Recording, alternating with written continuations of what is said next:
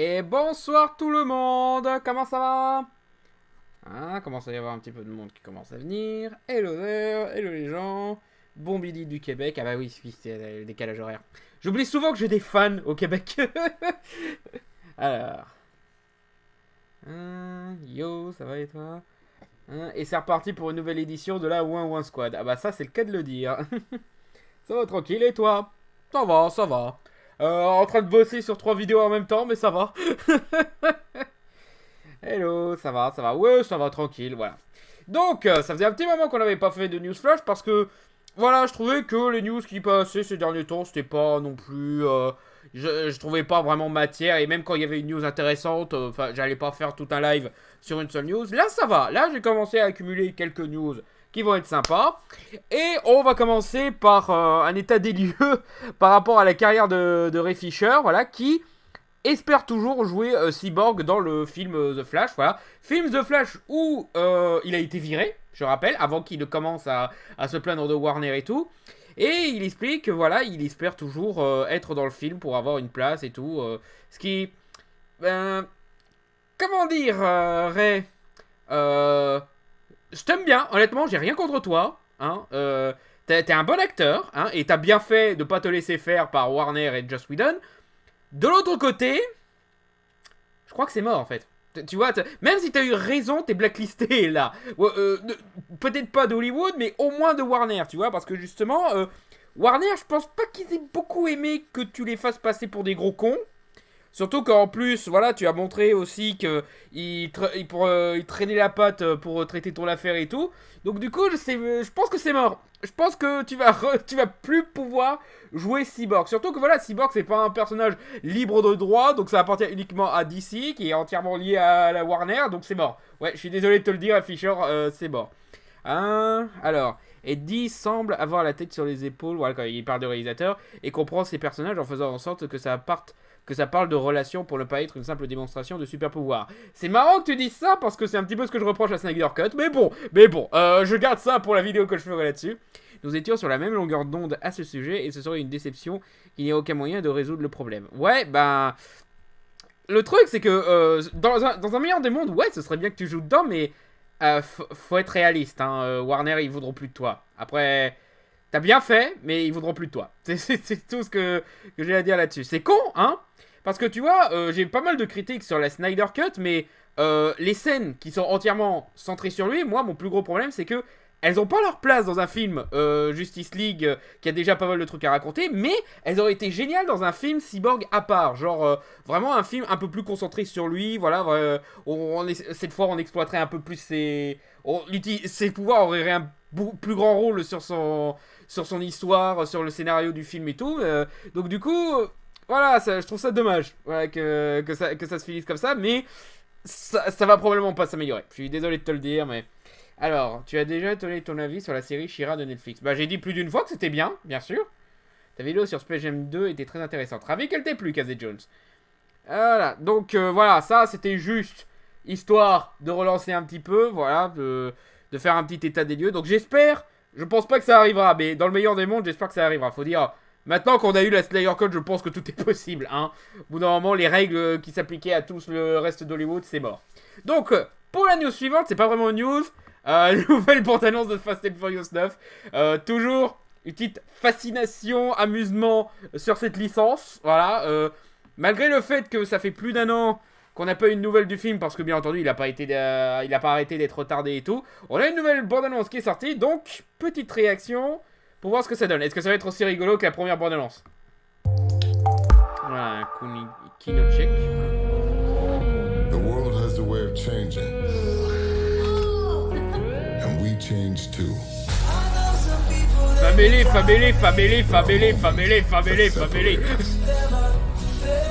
Vous allez évoquer le fait qu'il est mort?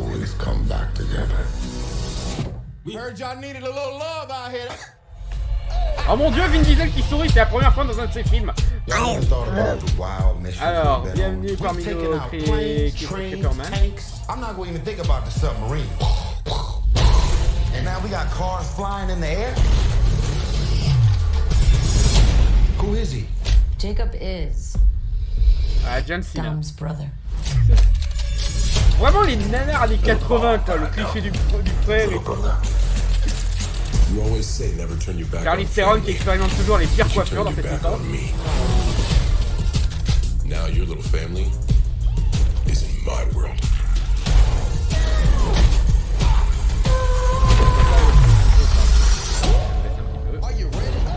Whatever's on you, it's on us. He's got his own private army. We need help. Bon, il y a l'air d'avoir un petit metteur en scène sympatoche dans celui-là. No way. So how do y'all want to play this? T'étais pas mort. T'étais pas mort, Han. Okay, this is about time to make J'ai l'impression qu'ils assument que c'est un gros délire. Ah oui, ils assument depuis longtemps, hein. Ils s'en foutent maintenant, mais... Ça en font toujours pas des bons films, hein. Ça en font des films rigolos, au moins. Ok, c'est pas mal. this should be interesting. But could you kill him? J'ai un peu mal à la tête. Je suis dans ce film alors que mes fils n'y sont pas, je comprends pas. Ah carrément, la voiture est morte. Mais bien sûr. Ah non mais là on est au niveau inspecteur Gadget. Bon, je vais encore détruire une ville, moi, ce film-là.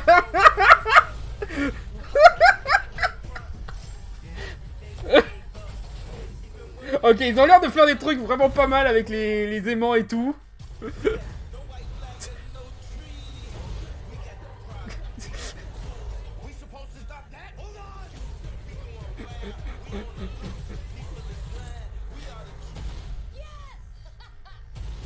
I've spent my entire life in your shadow. And now, you spend the rest of yours living in mine. Mais là, vous montrez tout le climax, là, non? Not today.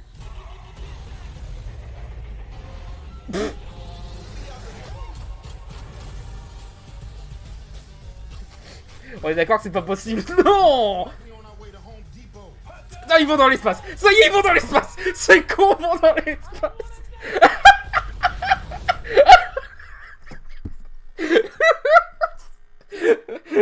Chef d'œuvre.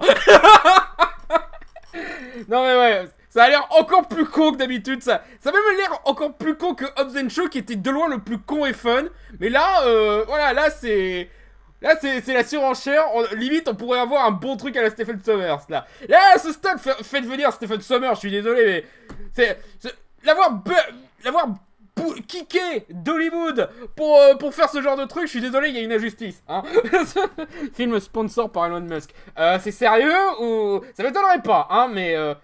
Quoique, Elon Musk, ce serait pas plutôt Mission Impossible. Au moins, sans aller dans l'espace, contrairement à Transformers. Exactement. Meilleur film de 2021. J'irai pas jusque là, tu vois, mais ce que j'adore dans ces films, c'est que les acteurs sont ultra sérieux alors que les films sont toujours plus loin dans le nawak. Mais oui, moi Vin Diesel, tu vois, c'est un acteur que avant que je me mette au film Fast and Furious, j'aimais beaucoup. Voilà, je trouvais que c'était un acteur sous-estimé dans Le Géant de Fer, dans Jugez-moi coupable, dans Riddick et tout. Mais là, dans les Fast and Furious, je le supporte pas parce qu'il fait la tête tout le temps. Il a l'air de se faire chier alors que putain, t'es probablement dans un des trucs les plus cons du monde. Amuse-toi un peu, quoi, merde.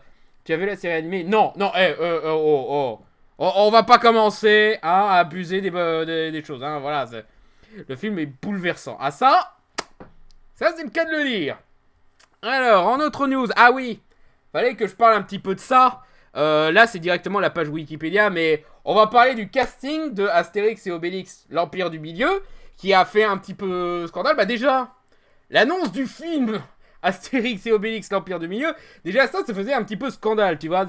Déjà le fait, vous faites un film qui n'adapte pas une des bandes dessinées et qui se passe en Chine, ou surtout après Au service de Sa Majesté où tout le monde était en blackface et en imitation de mauvais accents britanniques. Là ça fait voilà. Alors d'un côté tu vois j'essaye d'être juste avec celui-là parce qu'il y a Guillaume Canet. Il y a Guillaume Canet qui réalise ce film. Et généralement Guillaume Canet en réalisation c'est pas un manchot. Bon c'est pas son genre de film du tout, hein. Il est pas dans les films bon enfant, il est pas dans les blockbusters, non, mais quand même, tu vois, il a une bonne mise en scène, voilà, c'est probablement un des réalisateurs les plus intéressants qu'on ait en France, et le faire jouer Astérix, pourquoi pas, hein, ouais, L'avantage, c'est que Astérix, c'est un personnage qui est suffisamment lisse comme personnage que, ouais, il n'y a pas qu'un seul personnage capable de l'incarner, quoi. On dit Roger Carrel, mais c'est surtout une question d'habitude, tu vois. Mais c'est pour ça que, justement, pendant un moment, on n'a pas arrêté de le remplacer, parce que, justement, au bout d'un moment, on a l'espace pour en faire un petit peu ce qu'on veut, et généralement, les gens en ont profité. Alors, peut-être que Canet fera comme le louche sur OSS 3.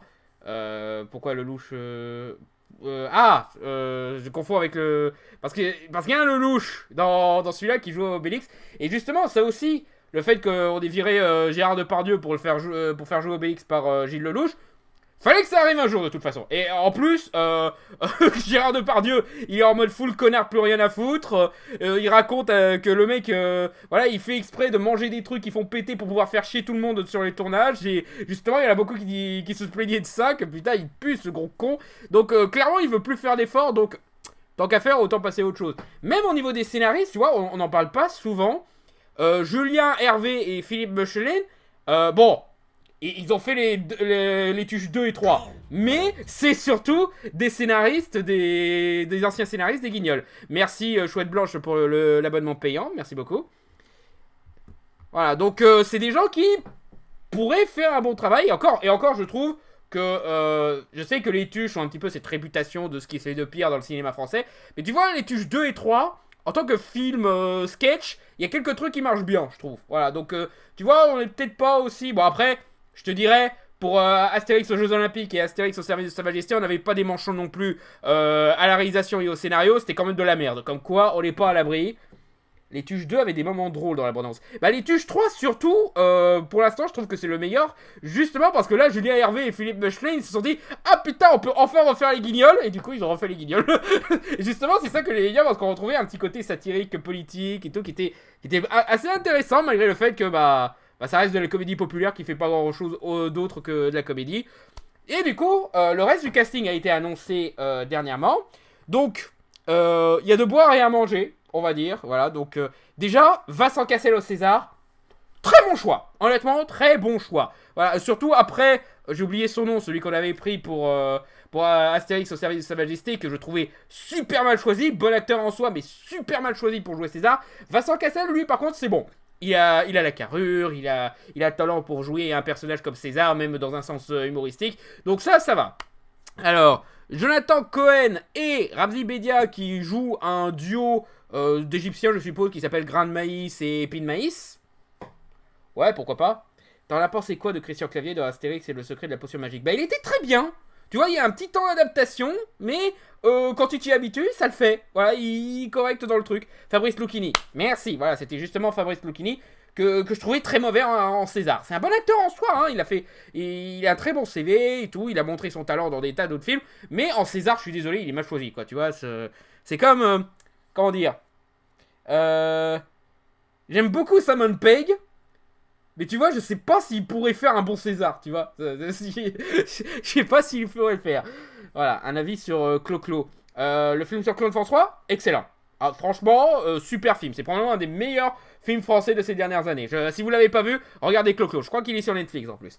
Alors, MJ, vaut mieux prendre Alain Chabat pour réaliser le film. Bah, Alain Chabat, il est occupé sur une série Astérix qui m'a l'air déjà beaucoup plus intéressante. Voilà. Ensuite, qu'est-ce qu'on a d'autre? Ah oui! Forcément, il a mis Cléopâtre dans le film, je sais pas pourquoi, mais je pense que c'est surtout pour... Enfin, si, je me doute de pourquoi il a mis Cléopâtre, c'est pour pouvoir mettre Mario Cotillard. Voilà, forcément, Femme la plus belle et tout, c'est mignon, hein, et ouais, Mario Cotillard, elle peut être pas mal en Cléopâtre. Mais bon, voilà, le petit côté piston, je comprends que ça en énerve certains, tu vois. Ensuite, Pierre-Richard au Panoramix, très bon choix. Hein, c'est vrai que dernièrement, il commence à se transformer en Panoramix en vrai, donc tant qu'à faire, autant le prendre pour Panoramix.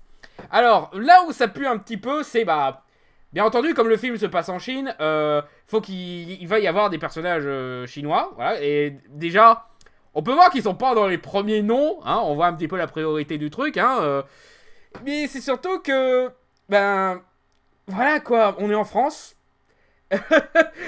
Qu'est-ce qu'ils vont faire? Surtout qu'on connaît les habitudes des films Astérix de prendre des célébrités à pantou pour n'importe quel personnage, même des secondaires, donc du coup ça fait un petit peu peur. Alors, là il y en a deux, ça va. Bon, ça va, pas trop non plus, hein, parce que Liana Cha et Julie Chen, Faudra que je vérifie. Comme vous voyez, ils sont en rouge, voilà. Mais il y en a certains, il y en a peut-être certains qui sont chinois, mais il y en a d'autres qui sont vietnamiens. Et là, ça commence à poser problème, justement. Des Vietnamiens et des Cambodgiens pour jouer des Chinois. Ouais, voilà. Justement, par exemple, Linh Dan Pham, c'est dit là, franco-vietnamienne. Ah, le film se passe en Chine. Après, peut-être que le personnage est censé être vietnamienne, hein. C'est l'impératrice. Ah bah non. Ah, merde. Ça me rappelle le Mulan de Disney, l'original, le film d'animation, où l'empereur de Chine était joué par un célèbre acteur japonais. Ça cherche un peu la merde des fois, hein. Ensuite, on a José Garcia qui revient, voilà, qui pour un tout nouveau rôle, voilà, pas celui qu'il avait dans Astérix aux Jeux Olympiques, et tant mieux, parce que José Garcia, c'est un très bon c'est un comique que j'aime bien. Et je trouvais dommage qu'il était si mal utilisé dans Astérix aux Jeux Olympiques. Et là, il joue un personnage qui s'appelle Biopix. Voilà, pourquoi pas. Alors, Bun El Main. On regarde ça, d'origine chinoise. Et voilà, bon. Lui, au moins, il est en partie chinois, donc ça passe. Hein, voilà, ça, on va dire. Voilà, il y a une moitié. On y est presque, tu vois. Ensuite.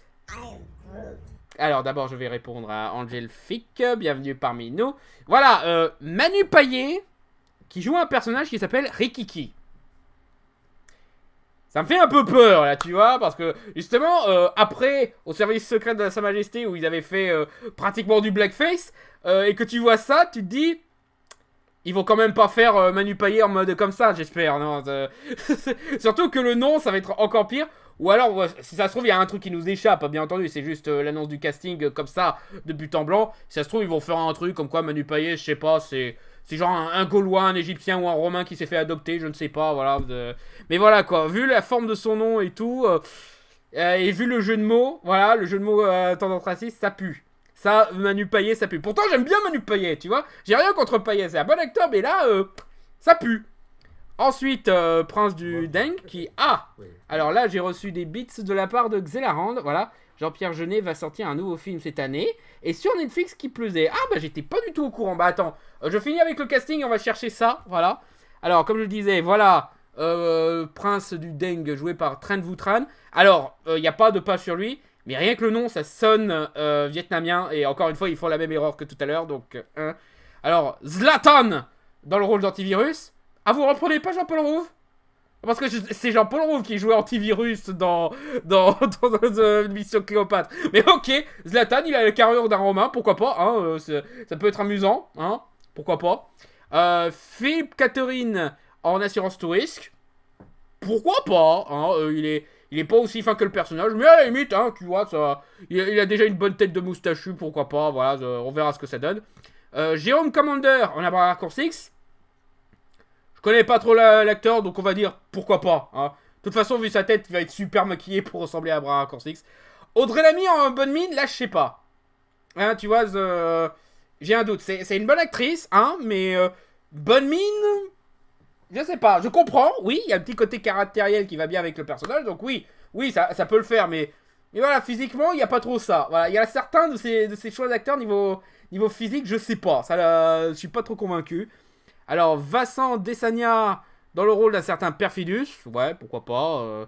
Voilà, Franck Gastambide, pourquoi pas. Laura Felpin, Issin, voilà.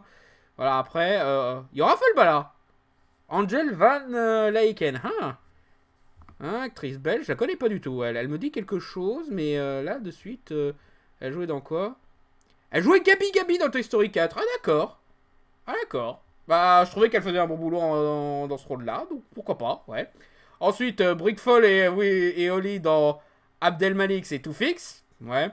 Orelsan dans le rôle du Titanic. Non mais, maintenant qu'il est dans ce film, si le film s'avère être nul, je pense qu'on pourra sortir 4000 fois le... Ouais, c'est marrant. Et, ah, oui, McFly et Carlito dans le rôle de Radius et Cubitus. Voilà, donc... c'est parce qu'ils sont copains avec Macron, c'est ça. Tu connais pas Angel? Non, pas cette Angel-là, en tout cas. Voilà, c'est peut-être... voilà, c'est une chanteuse. Peut-être que j'ai entendu par-ci par-là son nom. Titanic, c'est quoi ce nom? Bah, on fait les jeux de mots qu'on peut un peu. Hein. Il y a ça aussi. Bon, je suis obligé de voir ce film maintenant qu'il y a Orelsan. Désolé, désolé d'avoir gâché ta vie. Et ensuite, Thomas VDB, de son vrai nom, hein, comédien français, pour le rôle de Sinus. Marc Fraise, dans le rôle de Plexus. Ordre alphabétique, joué par Chicandier. Voilà, il y a pas... Il y a juste 2-3 trucs qui font un petit peu peur. Mais en soi, il n'y a rien qui pue autant que le casting de Astérix au service de Sa Majesté.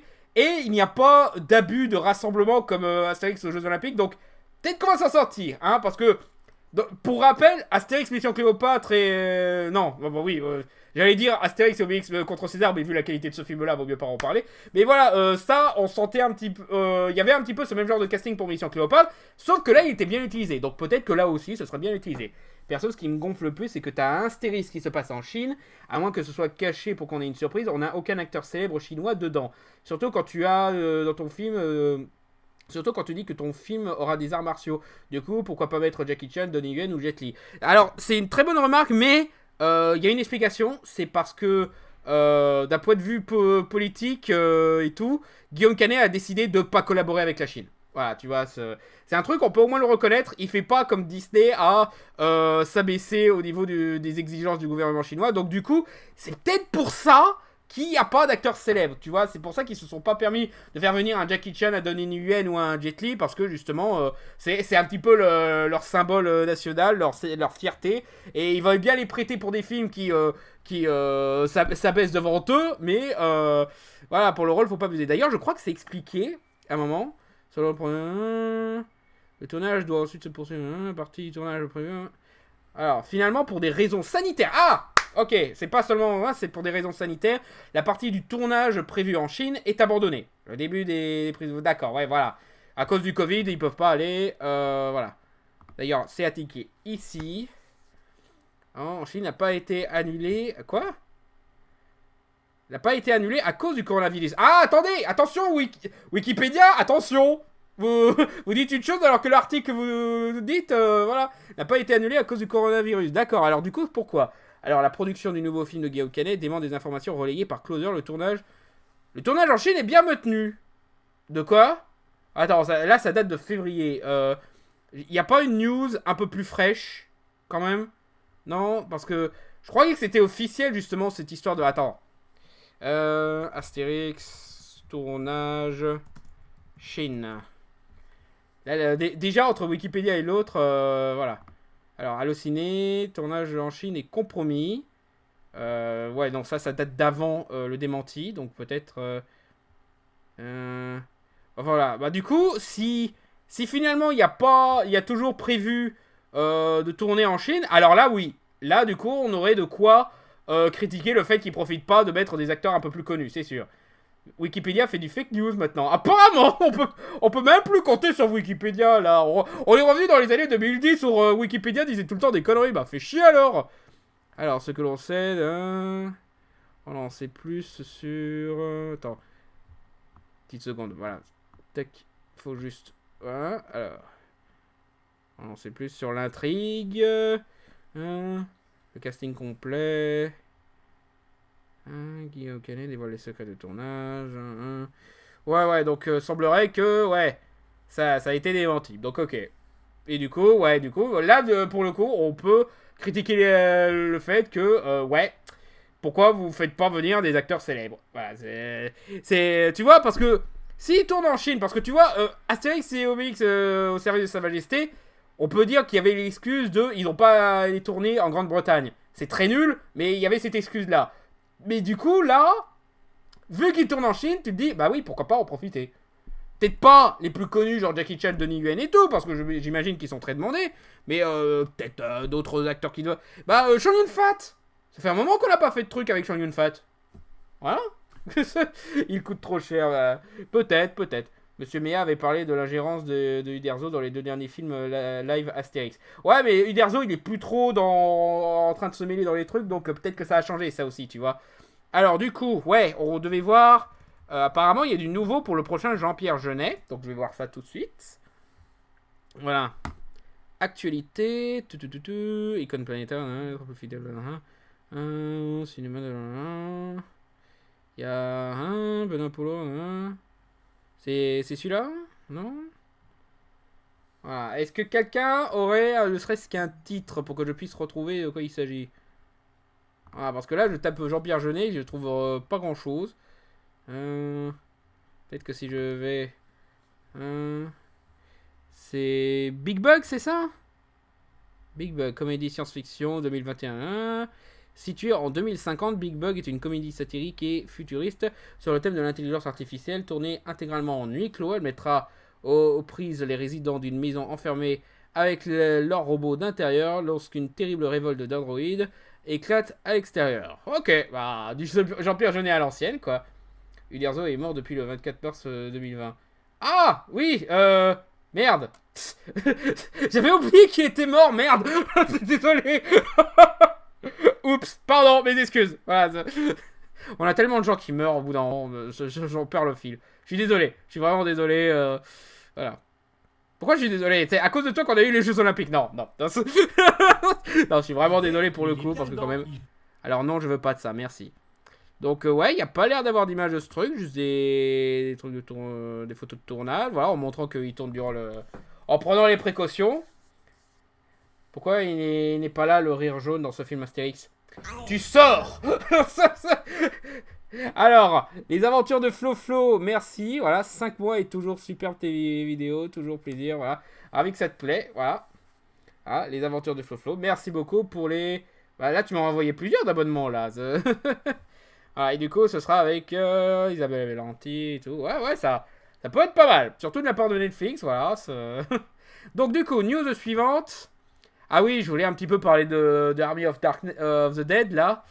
Je sais pas si vous avez vu la bande-annonce. Bah, attends, il doit être là, la bande-annonce, non? Ouais, c'est... Ils l'ont mis en tout petit, mais écran large, un peu mieux quand même.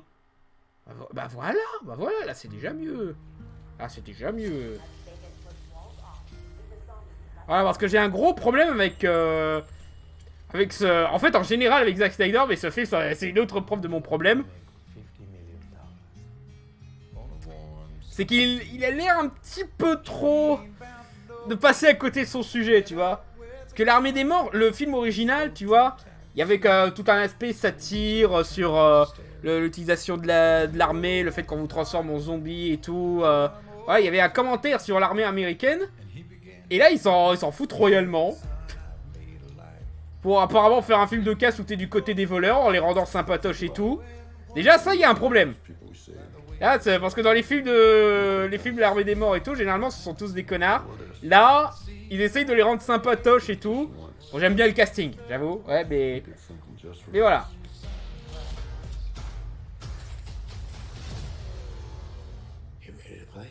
Au bout d'un moment, laissez-le faire un film Dead Rising. Je pense que ce serait mieux pour lui, hein.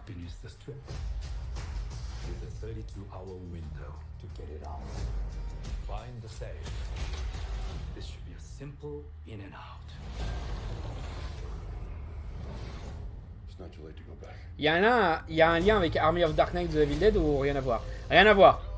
Par contre, c'est lié à un précédent film de Zack Snyder, à savoir le jour des morts vivants de... Non, Dawn of the Dead, Day of the Dead, je sais plus le titre. Et voilà, c'est...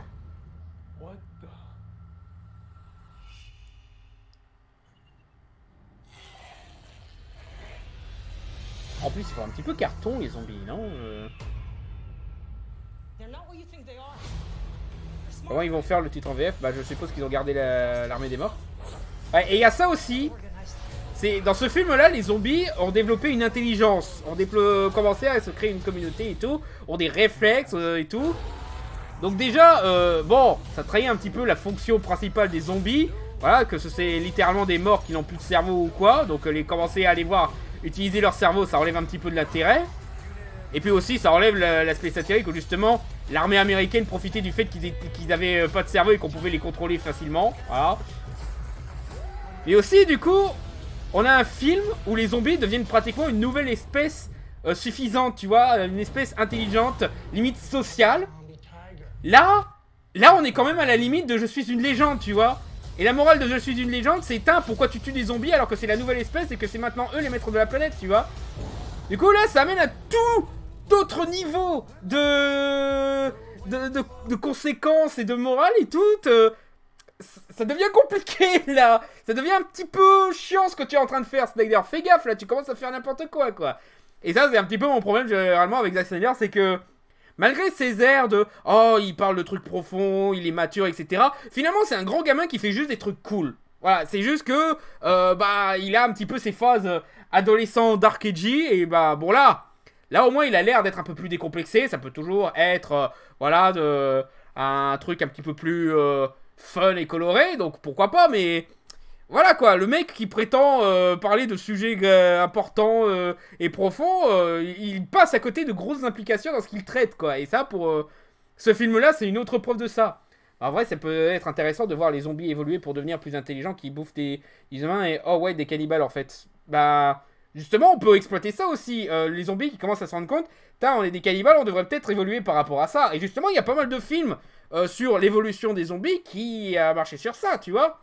Il y a d'ailleurs une chouette mini-série britannique qui avait qui avait profité d'une apocalypse zombie pour montrer qu'est-ce qui se passe après. Genre, on a trouvé un moyen de guérir plus ou moins les zombies, de leur permettre de rejoindre la civilisation et de rejoindre leur famille et tout. Et toutes les implications morales que ça implique, à savoir que c'était un zombie pendant un long moment, il a perdu ses habitudes, il est traumatisé, et aussi il a tué la moitié de ses connaissances, donc forcément ça jette un petit peu à froid dans son village, tu vois, il y a des tas de trucs qu'on pourrait exploiter, mais Snyder, il se contente de montrer des gens cool, dégommer des zombies. C'est dommage. Après, pourquoi pas, hein, tu vois, mais le problème, c'est que Zack Snyder, il se donne justement l'image du mec qui est un artiste, qui veut parler de l'Amérique, etc. Alors que, non, il fait juste des films cool. Même Watchmen, tu vois, il y avait un petit peu ce problème. Comme Warm Bodies. Warm Bodies, pareil, ouais, c'est peut-être pas traité de façon très intelligente, mais il y avait au moins ça, quoi. Dans Zombieland 2, il y a des zombies intelligents et d'autres stupides. J'ai pas encore vu Zombieland 2, d'ailleurs. Faudrait que je m'y mette. Hein. On va avoir des zombies végétariens à la Twilight, MDR. Tu vois, ça me paraît déjà un peu plus intéressant comme concept, tu vois, parce que justement, est-ce que les zombies sont prêts à rejeter leur nature et tout ça... Là, au moins, il y a quelque chose d'un peu plus intéressant que juste adoucir les zombies, tu vois. C'est pour ça que je trouve ça... World War Z et Je suis une légende tenaient ces propos là, et ces films étaient des chefs-d'œuvre. World War Z, je sais pas, mais Je suis une légende, quelle version? Parce que, bon, après, toutes les versions ont un petit peu ça, mais... Il a l'air de devenir un Ridley Scott. Non, là tu vois, dans cette bande-annonce, il a l'air de revenir à un petit truc, un petit côté limite Michael Bay, Stephen Sommers. Limite, ce serait peut-être mieux qu'il aille dans cette direction-là plutôt que tenir cette interprétation qu'il avait dans Justice League et Watchmen, quoi. Alors ensuite, qu'est-ce qu'on a comme autre news? Ah oui, fallait que je parle de ça, quoi. Wyatt Russell. Le mec qui reprend le costume de Captain America, c'est pas Steve Rogers, c'est un personnage qui devient le second Captain America dans la série Falcon et le Soldat de l'Hiver, qui se fait menacer de mort par les fans. Alors, on revient un petit peu à ma vidéo sur le côté obscur des fandoms, sur le fait que il y a beaucoup de connards qui confondent acteur et personnage. Déjà ça, parce que les menaces de mort, vraiment, c'est par rapport au fait que il a volé le bouclier de Captain America, c'est un gros connard, il est pas né du... Là d'ailleurs, il y a quelques exemples de ça. Voilà, personne ne remplace Steve Rogers, The Way... Quoique non, ça à la limite, c'est des critiques positifs. Voilà, il y a justement des gens qui disent arrêtez de confondre le personnage, voilà. Mais ils n'ont pas mis des exemples. Mais enfin voilà, le truc c'est que... Parce que s'il n'y a pas d'exemple concret, je sais pas si on peut prendre au sérieux ça. Il y a des chances que ça arrive, hein, tu vois, si même Wyatt Russell dit qu'il reçoit de menaces, ok, j'ai aucune raison de le remettre en doute, mais voilà. Ça montre un petit peu le gros problème dans les fandoms et leur tendance à confondre réalité et fiction, parce que Wyatt Russell, c'est un acteur, il n'est pas responsable des actions de son personnage, et même si son personnage était détestable, ce serait plus de la faute des scénaristes qu'autre chose. Mais surtout, je suis le seul à voir comment on va finir cette série, sans déconner. Genre, parce que sérieusement, dès le premier épisode, dès le concept Dès que j'ai su qu'il y aurait une histoire avec un Captain America tout préparé, manufacturé par le gouvernement américain, j'étais sûr que toute la série, ça allait être montrer que ce mec-là, c'est un connard qui n'est pas digne du bouclier et que Sam va devoir se bouger le cul pour récupérer le bouclier, comme lui avait dit Steve Rogers, et d'être le nouveau vrai Captain America. Je suis le seul à voir que ça va se finir comme ça. Je suis le seul à être conscient que c'est une fiction et que du coup, ça va forcément aller dans ce coin-là. Un petit peu d'analyse, un petit peu de réflexion sur ce que raconte cette série un peu, non? Bonsoir MJ, bonsoir le chat, ouais voilà.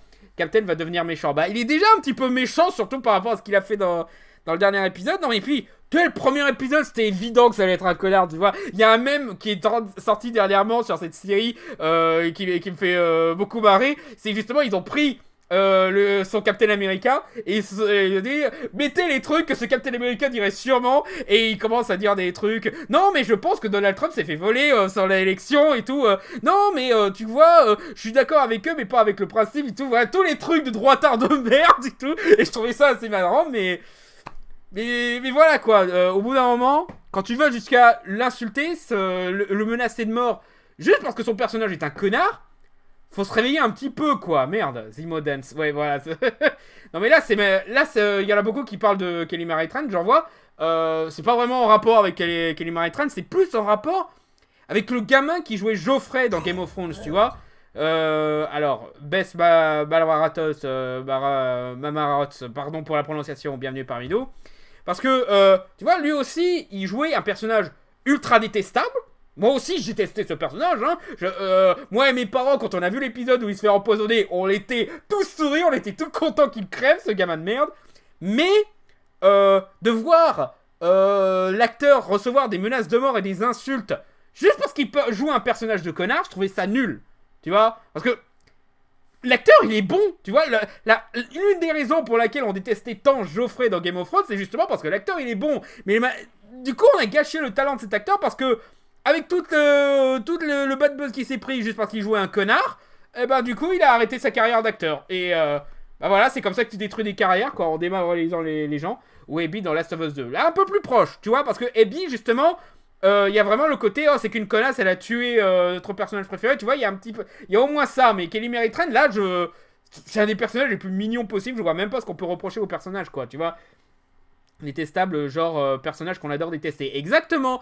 Justement, John Walker, voilà, il y a son nom marqué là. C'est un petit con, voilà, qui se fait émasculer pour un rien, qui pète des plombs juste parce qu'on a osé lui parler de haut et qu'on a osé lui rappeler qu'il était faible. Voilà, c'est un petit con. Et justement, le reste de la série, sûr à 100%, je peux parier là-dessus, il va se faire ratatiner et humilier et il aura ce qu'il mérite. Voilà, Red 4000, bienvenue parmi nous. Donc franchement, les gens qui l'insultent et tout, non seulement vous êtes cons parce que vous confondez fiction et réalité, mais en plus, vous avez que 2 épisodes à attendre, il va sûrement crever l'autre cas.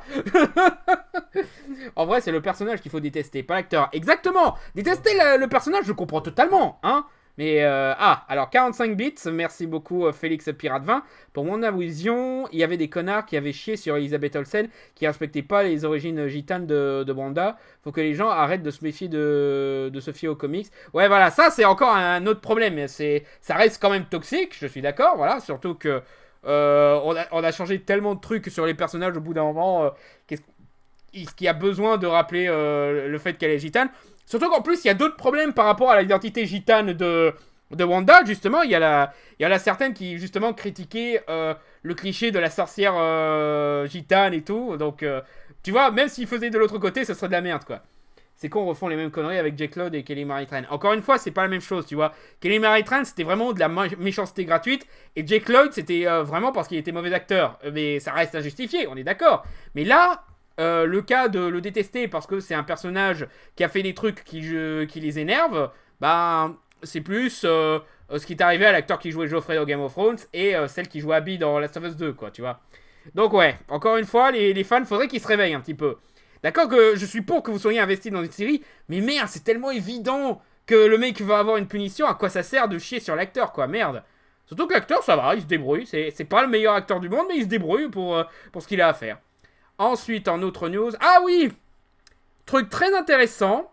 Voilà, il y a Will Smith et Apple ainsi que Antoine Fuqua, réalisateur qui est mais, tu vois, je suis pas trop fan, qui ont annoncé qu'ils vont repousser un film qu'ils avaient prévu de faire à cause d'une loi. Là, déjà, le titre, il amène comme ça, mais en fait, c'est un problème qui devient de plus en plus régulier à Hollywood. C'est que, voyez-vous, Hollywood adore tourner dans une certaine région de l'Amérique qui s'appelle la Géorgie. Voilà, parce qu'il y a des super décors, c'est accessible. La Géorgie, elle ouvre toutes ses portes et tout. Vous pouvez voir, justement, dans les génériques de beaucoup de films, voilà, à la toute fin des génériques, vous pouvez voir une espèce de logo de pêche avec marqué Georgia, parce que justement c'est pour dire cette production a été tournée en Géorgie. Mais ça devient de plus en plus compliqué de tourner en Géorgie, parce que si tu tournes en Géorgie, tu fais de la pub pour leur tourisme, tu leur permets de gagner du pognon, etc. Et du coup, tu soutiens des créations de lois, des lois qui sont de plus en plus, comment dire... Il y a 2 ans, déjà, ils avaient un problème avec une nouvelle loi interdisant l'avortement. Déjà, ça posait un petit peu de problème. Tu vois, il y avait certains réalisateurs et producteurs qui disaient « Ah, non, on soutient pas ça, on va tourner ailleurs, hein, désolé, on peut pas vous laisser faire passer ces lois, ça va pas, quoi, c'est quand même grave, quoi. » Et c'est simple, là, dernièrement, il y a une nouvelle loi qui serait liée aux modalités... Alors, Katsugan, bienvenue parmi nous, voilà, c'est mis ici... comparé, voilà, à ces modalités, voilà, ce serait une loi, voilà, c'est indiqué là, qui semble avoir pour objectif de limiter l'accès aux urnes des minorités, et plus particulièrement aux Afro-Américains. La Géorgie a un très lourd passé d'esclavagisme, de maltraitance des Noirs, etc. Donc les voir revenir à ça, commencer à sortir ce genre de loi qui est purement et sans nuance raciste, hein, parce que elle s'est balancée comme ça, apparemment. Forcément, il y en a beaucoup qui s'y opposent. Notamment, bizarrement, Antoine Fuqua, qui a fait beaucoup de films sur la condition des Noirs dans la société américaine. Will Smith, bizarrement, Will Smith, c'est pas pour, hein, voilà. Et Apple, voilà, Apple a bien entendu qui est couche à niveau politique, tu vois, mais au moins, ils savent que, si on commence à bosser avec des gens qui veulent pas faire voter les Noirs, on va avoir des problèmes d'image, tu vois. D'ailleurs, le Falcon et le Soldat de l'hiver... c'est tourné en Géorgie. Alors que toute la série parle justement de la place des Noirs dans la société et de le fait qu'ils sont maltraités et tout, c'est... Oups. Je pense qu'ils vont arrêter aussi Disney, hein. Après cette loi, il y a des chances... Parce que, du coup, de plus en plus... Il y a les studios hollywoodiens qui commencent à laisser tomber la Géorgie et commencer à tourner autre part. Et tant mieux, déjà, ça va apporter un petit peu de diversité de décors et tout. Ça va permettre à d'autres États d'Amérique qui méritent aussi un petit peu d'être tournés là-bas. Hein. Voilà, il y a sûrement des trucs très intéressants, genre dans le Dakota du Sud ou quoi. Mais voilà, quoi. Tout ça pour dire que, ouais, ça commence à évoluer. Et la Géorgie, bientôt, ils vont devoir décider, bon... On continue à être des connards racistes sexistes ou on préfère l'argent, hein? On préfère l'argent, ouais. Au Québec. Ah bah oui, surtout que le Québec c'est pas cher, c'est là qu'on fait des tas de séries et tout, donc ouais voilà, au Canada et tout. Donc si je pige bien, Trump a déménagé en Géorgie en fait, c'est ça. Trump c'est pas le seul raciste sexiste d'Amérique malheureusement, tu vois. La Géorgie justement à cause de leur passé, à cause de leur héritage, forcément ils restent un petit peu accrochés à leur tradition et ça amène des conneries comme ça. Quand c'est pas le logo de Géorgie, c'est le logo du Québec à la fin. Il y a des fois, c'est d'autres pays, d'autres nations et tout, forcément. Et du coup, ouais, ça va probablement un petit peu chambouler l'ordre des choses à Hollywood. Donc, je trouvais que c'était une news intéressante à traiter. Même si, voilà, pour l'instant, c'est qu'un début. On verra comment ça évolue.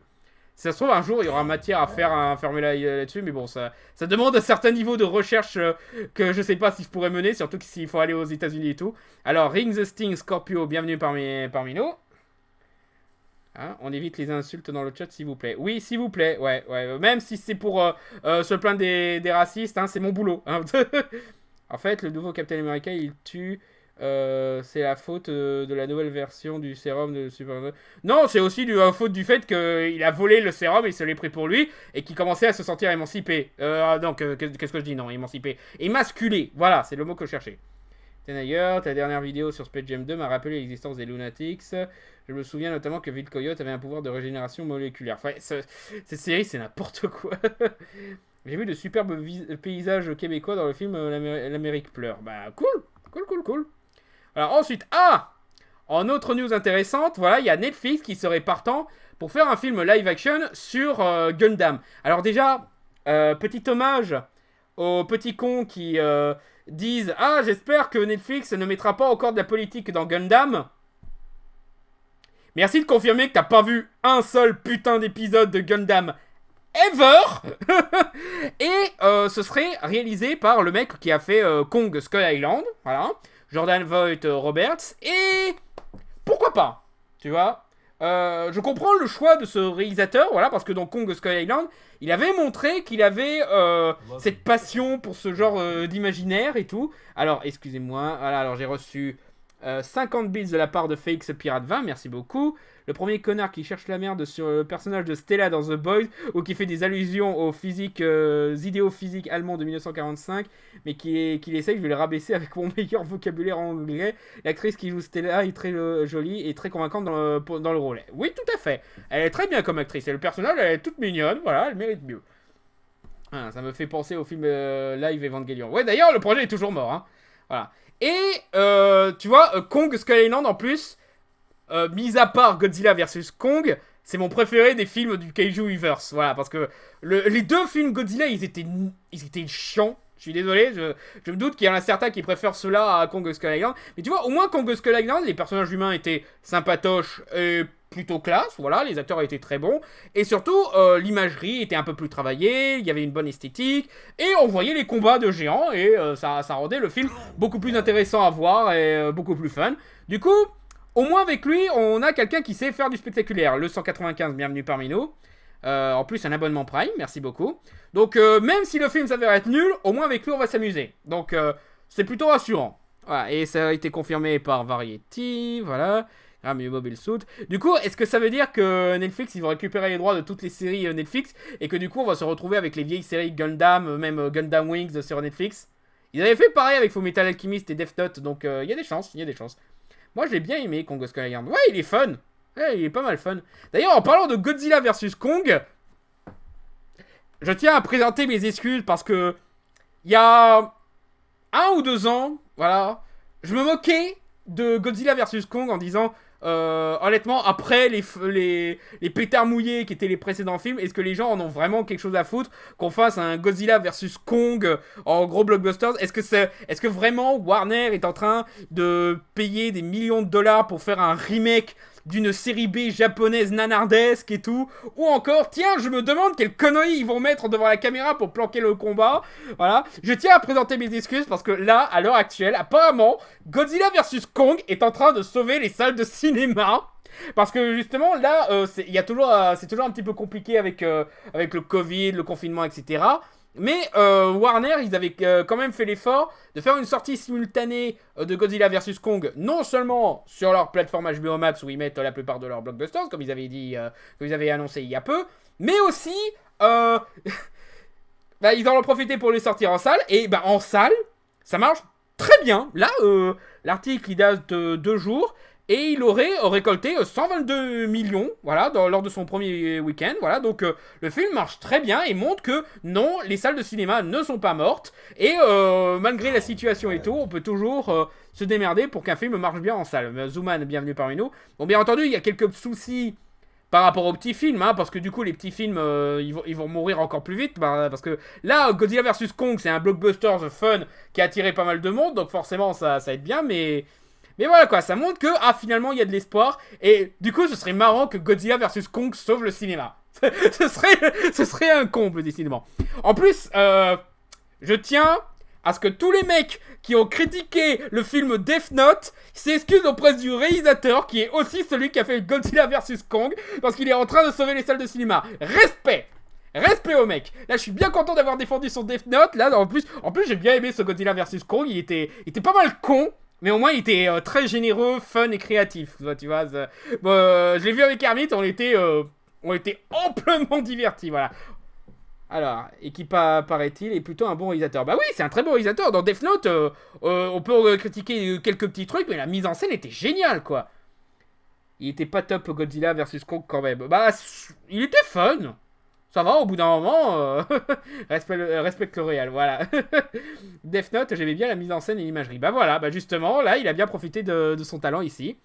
Alors ensuite, qu'est-ce qu'on a aussi comme news? Ah oui, vite fait, juste, j'en parlerai probablement un peu plus sur le fermé-là, sur la Snyder Cut, mais tu vois, il y en a beaucoup qui défendent la Snyder Cut, qui se sont battus et ont fait n'importe quoi pour défendre la vision d'un artiste.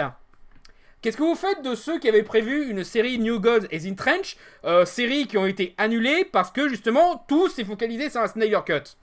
Surtout que The Trench, je savais pas trop ce qu'ils allaient en faire, mais c'était fait par James Wan, donc c'était quand même intéressant. Et une série New Gods, putain, une série New Gods, ça aurait été génial. En plus, ça allait être fait par Dava Duvernay, donc on aurait eu une imagerie très intéressante en plus de ça. Mais comme Darkseid apparaît dans la Snyder Cut et que DC ne veut pas faire d'overdose de Darkseid, et ben du coup, New Gods, qui repose énormément sur Darkseid, et ben du coup, la série est abandonnée. Ouais, vous avez défendu la vision d'un seul artiste. Les autres artistes, par contre, ils crèvent. Voilà. 3 mois déjà. Sinon, j'ai une question. Si tu les vois, tu devrais pas faire aussi tes vidéos en anglais. Tu fais beaucoup de références sur des vidéos américaines. Ça pourrait les faire réfléchir, non? Je sais pas si j'aurais un accent américain suffisamment fluide et compréhensible pour que ça marche, tu vois. Le mieux pour l'instant, c'est de faire les sous-titres. Je sais qu'il y en a certains qui trouvent dommage que YouTube ait fermé la fonction de mettre les sous-titres customisables, voilà, personnalisables. Mais normalement, vous pouvez toujours, en faisant les sous-titres de votre côté, en faisant un fichier SRT et en me l'envoyant. Voilà. Et là, du coup, je pourrais l'intégrer à une vidéo. Voilà. Après, on verra selon si ça colle avec le timecode, etc. Voilà, il peut y avoir d'autres soucis. Mais voilà, vous pouvez toujours m'envoyer des sous-titres juste d'une autre façon. Voilà. C'était peut-être pratique avec le système de YouTube, mais voilà. Gandalf Delay, bienvenue parmi nous. Et d'ailleurs, pour ton abonnement de 3 mois, pardon, j'avais même pas dit ton nom. Gédéon 9890, voilà, encore une fois, merci pour ton abonnement. Donc voilà, je trouve ça un petit peu dommage, parce que ça aurait pu être très intéressant, mais voilà quoi, c'est le problème de trop se faire de vouloir interférer sur la production des films de blockbusters, de séries et tout d'ici. C'est que du coup, bah, on perd beaucoup de trucs. Vilcube, bienvenue parmi nous. Alors ensuite, HBO Max. Ouais, voilà, ça, j'en ai parlé vite fait, donc c'est pas trop la peine. Ouais, voilà. Parce que Warner et HBO Max, bien entendu, ils misent tout sur les gros blockbusters. Bien entendu, vu la situation, ils font en sorte que les gens sortent que pour les films où vraiment ils ont dépensé beaucoup d'argent, etc. Mais du coup, ben, les petits films, voilà, sûrement des comédies, des drames, des trucs intéressants, ben, ça, malheureusement, ça va commencer à être planqué. Ça ira mieux une fois que le Covid sera passé et qu'on pourra réouvrir tout, bien sûr, mais là, du coup, il y a pas mal de petits films qui, en plus, seraient sûrement très intéressants, qui vont être bazardés et oubliés sur la plateforme. Et c'est dommage, quoi. Parce que, d'accord, il y a peut-être quelques blockbusters intéressants, voilà. Moi, en plus, je suis un des seuls, des rares à avoir bien aimé Wonder Woman 1984. Mais voilà, quoi, du coup, il y avait sûrement des films beaucoup plus humbles qui auraient été intéressants à voir et bah, ils vont passer inaperçus à cause de cette situation. Alors ensuite, ça c'est quoi? Non, ça c'est, j'avais mis de côté pour pouvoir fouiller. Ah oui, il y a Creed 3 qui monte enfin le bout de son nez. Qui sera réalisé par Michael B. Jordan, très intéressant, voilà, parce que ça va être sa première réalisation et ça va continuer un petit peu l'héritage de la saga Rocky, vu que Stallone réalisait les films lui-même. Et Stallone ne sera pas dans Creed 3. Ah! Non, parce que faut quand même conclure son histoire un peu, hein. Je me doute que le tuer dans le 3e film, ça va commencer à faire un petit peu trop remake de Rocky, mais au bout d'un moment, faut le faire, quoi. Ce serait dommage que Stallone se casse en plein milieu et qu'on n'ait pas eu le temps de lui donner une fin un peu plus concrète, un peu plus humble et tout. Voilà, voilà, donc... Après, c'est cool qu'il se débrouille sans Stallone, hein, voilà, qui s'émancipe un petit peu du modèle de Rocky pour faire son propre truc. Mais quand même, je trouve ça con que du coup, Stallone n'y reste pas alors qu'on aurait pu conclure comme il fallait son personnage, quoi. Et elle était déjà bien conclue dans Creed 1. Ouais, mais quand même, quoi. Si la série continue, autant lui donner une fin, quoi. Rocky meurt entre le 2 et le 3, du coup. J'espère que non. Ça serait dommage de le faire tuer entre 2 films, quoi. Je suppose qu'ils n'auraient pas le choix au bout d'un moment, mais ce serait con, quoi. Donc ouais, après, voilà, même malgré son absence, je serais partant pour voir Creed 3, voilà, parce que c'est pas juste la présence de Stallone qui fait que j'ai aimé le film. Et aussi, voilà, pour les débuts de réalisateur de Michael B. Jordan, j'ai hâte de voir ce que ça va donner. Et enfin, on va enfin parler de la news dont j'avais parlé dans l'annonce avec les stories et tout. Oui, Indiana Jones 5 commence à avancer, là, ça devient de plus en plus concret. Donc pour rappel, on avait déjà confirmé qu'on aurait à la réalisation James Mangold, réalisateur de Logan, du Mans 66, qu'il avait aussi fait Wolverine, le combat de l'immortel, Identity, d'autres films très intéressants, voilà. Je crois qu'il avait fait Copland. Non, c'était pas lui, Copland. Bon, bref. Jordan, pardon. Oui, il a le même nom que Michael Jordan, sauf qu'il a un B en milieu. Voilà. Est-ce que Michael B. Jordan sera bon? On verra ça. Justement, ça va être sa première, on verra ce que ça donne. Voilà. Et là, ça commence à devenir de plus en plus concret, ce projet avec James Mangold. Donc non seulement Harrison Ford revient, mais on a aussi confirmé le retour de John Williams. Ce qui est étrange, parce qu'il avait annoncé que Star Wars 9 serait le dernier film dont il ferait la musique. Après, pourquoi pas, hein, mais bon... faudra peut-être penser à passer à autre chose, quoi. Déjà, vous faites un Indiana Jones sans Spielberg et Lucas. Au bout d'un moment, permettez-vous aussi de le faire sans John Williams, quoi. Voilà. Et on a une nouvelle actrice, Phoebe Waller-Bridge. Voilà. Là, vous vous dites, bon, c'est juste une annonce comme ça, etc. Sauf que de l'autre côté, les anti-AJW paniquent parce que, oh mon dieu, il y a une femme dans un film Indiana Jones, mais du coup, c'est woke. On a engagé une actrice dans un film. Du coup, le film devient woke. Vous cherchez même plus à prétendre, là, en fait. Là, vous confirmez que woke, c'est juste un terme politiquement correct pour dire on n'aime pas que des femmes aient du boulot au cinéma. Là, c'est bon, admettez-le, vous êtes juste des connards sexistes. Là, je suis désolé, mais... Surtout qu'en plus, bande de génies, c'est même pas la première femme qui joue dans un Indiana Jones. Et en plus, Comics Books News... Là, ils sont en train de dire que Phoebe Waller-Bridge va remplacer Harrison Ford dans le nouveau Indiana Jones. Mais on vient de confirmer que Harrison Ford est aussi dans le film, bordel de merde.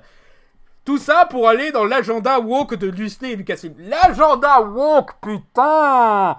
La théorie du complot débile, là! Putain! Connu pour Broadchurch. Ah, elle vient de Broadchurch. Ah, c'est cool. Et la voix de L337 dans Solo. Ah, c'est pour ça qu'ils disent que ça va être woke, parce qu'elle joue un personnage qui était une caricature de LJW. Logique. Et du coup, il n'y a aucune source. Voilà, il y a... Si, Kathleen Kennedy, elle est en guerre contre sa fanbase masculine.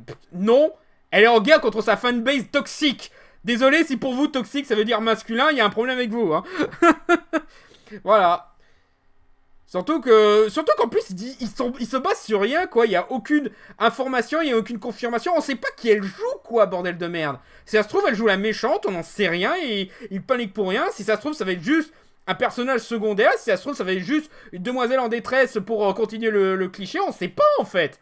Et puis, même si elle remplace Indiana Jones, ce qui est déjà... est une crainte qui était déjà exagérée à l'époque de Indiana Jones 4 où oh mon dieu, Shia LaBeouf va remplacer Indiana Jones. Finalement, c'est jamais arrivé. Hein.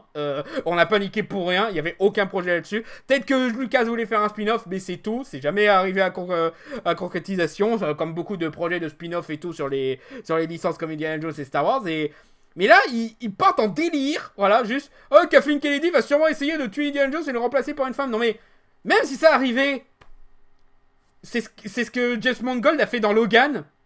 Ça vous posait pas problème dans Logan, bizarrement? Hein, c'est marrant, ça. Et justement, pourquoi ça arrive dans Logan? Et parce que Logan, ça parlait de la mort de son personnage principal et de son passage de flambeau. Et du coup, Indiana Jones, comme ça commence à faire vieux Harrison Ford et tout, que on sait pas combien de temps il nous reste avec cet acteur, ce serait logique qu'il fasse un film d'adieu, voilà, histoire d'apporter une bonne fin à Indiana Jones version Harrison Ford et de ne plus chambouler la licence, voilà, parce que je suis sûr qu'il va y avoir quelques fans hardcore de Indiana Jones qui vont se plaindre comme ils se sont plaints de Indiana Jones 4, mais voilà quoi, tu vois, vu le réalisateur et tout, ouais, ça me paraît très logique qu'il fasse un film sur la dernière aventure d'Indiana Jones. Et que peut-être il y aurait un passage de flambeau ou un truc ou quoi. Crabiste, bienvenue parmi nous. Sans pour autant qu'elle ait une licence à elle toute seule. Hein. Ça m'étonnerait que ça arrive. On attend toujours le spin-off X23. Hein. fermez vos gueules. Surtout qu'en plus, ce personnage-là était populaire et il y a eu une demande pour un spin-off. Donc, comme quoi, fermez vos gueules. Donc, ouais, les gens, ils paniquent pour rien. Encore une fois, amène le pigeon. Non, mais là, c'est même pas pigeon, quoi. C'est...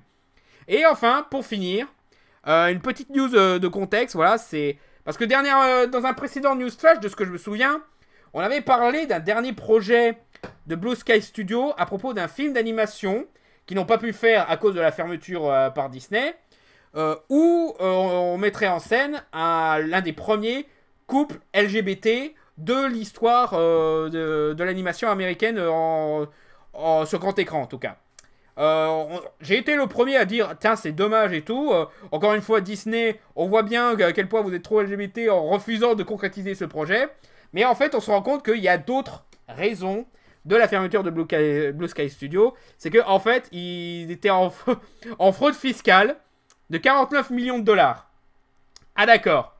D'accord, c'est pour ça que vous avez fermé vos portes. D'accord. Et du coup, c'est pour ça que Disney se retrouve obligé de fermer Blue Sky Studio. Je pense que aussi, de toute façon, ils avaient prévu de le fermer pour pouvoir l'intégrer, pour pouvoir avoir qu'une seule compagnie d'animation. Mais bon, là après, on va pas commencer à chipoter. Et bah du coup, ouais, tu m'étonnes. En plus, c'était sur 2017-2019. Imagine avant ou quoi. Donc ouais, avec ça, ouais, je comprends mieux pourquoi ça a fermé ses portes. C'est dommage parce qu'ils étaient capables de faire des bons films. Ils avaient fait un chouette film Snoopy. Voilà. Leur dernier film, là, Agent Incognito, il était sympatoche. Il était pas parfait. Mais voilà, quoi. Par contre, comme il y a des chances que Disney va récupérer les licences de Blue Sky Studio, notamment l'Âge de Glace, parce que pognon, il pourrait quand même essayer de récupérer ce projet qui n'a pas pu se concrétiser et prouver que on est vraiment la compagnie LGBT friendly qu'on est. Dans le fond, on sait tous qu'ils le sont pas. Hein, on sait qu'ils le font juste pour le pognon et pour se donner une bonne image. Mais voilà, au moins ça aiderait à leur plan et qu'ils aient un petit peu d'intelligence, quoi, tu vois. Ah, du coup, plus d'Âge de Glace. Ah si, je pense que ça va continuer, mais juste pas avec Blue Sky Studio, quoi. Je pense que Disney va le faire sous la tutelle de la Fox directement, tu vois. Il y a des chances. Ah, Yoshi travaillait chez Blue Sky. Yoshi, le rapport. Je comprends pas le rapport. Tu peux m'expliquer le rapport? Enfin bref. C'est tout ce que j'avais comme news. Voilà. Je pense que c'est déjà pas mal pour un petit retour après un peu plus d'un mois d'absence. Donc on va s'arrêter là. Donc merci à tous d'avoir suivi ce news flash. J'espère que ça vous a plu. De ce que je vois, il y avait un peu plus de monde que durant le live de Bayonetta. Faut croire que Bayonetta, ça n'intégrait pas tant de monde que ça. Merci aux donateurs, merci aux nouveaux abonnés. Et on se dit à bientôt sur Fermez-la et bien entendu sur Twitch pour de prochains lives à venir. Allez, ciao! Alors, c'est clic là, excusez-moi. J'ai fait le ciao un petit peu trop tôt, pardon. Ciao!